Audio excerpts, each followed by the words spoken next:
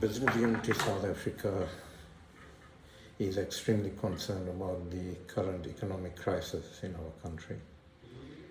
This is a crisis that has been exacerbated by the COVID-19 pandemic, but it's a crisis that existed pre-COVID when we were in recession, a crisis that was made deeper when in the early stages of COVID, Moody's downgraded us into sub-investment grade, and that was the last major rating agency that had us in investment grade. So we are currently in sub-investment grade. This makes it more difficult for us and more expensive for us to raise money in the market. It creates a condition that does not give investors confidence to invest in our country.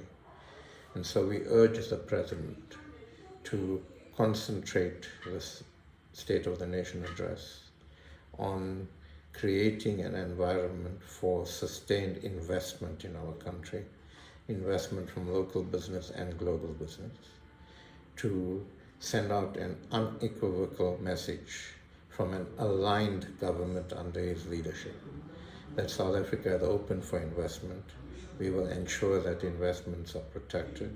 We will ensure that there is a legislative environment to enable businesses to grow, to profit, and to act responsibly in the interests of both the communities in which they work, in the interests of the environment, and ensure that they are conducting themselves in a way that workers and other stakeholders are treated in an equitable fashion.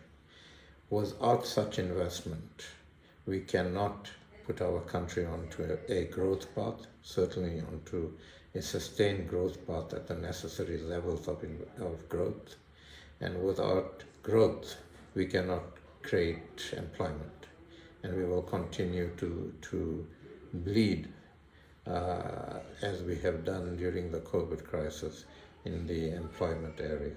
So we urge the President to align his government behind a single message that we are open for investment, that we are able to compete with other countries, including countries on our continent, for the investment pool from business, that we will create an environment to grow businesses, to form new businesses, to ensure that we structure an inclusive economy. And that is what is going to create jobs, broaden the tax base, and begin to address the fiscal crisis we have. That's a simple message. These are difficult decisions. We appreciate that. But if the President leads his government and the country in taking those decisions, business is committed to work with him and government to do our bit in ensuring that we create growth in this country, provided the environment is correct. Thank you very much.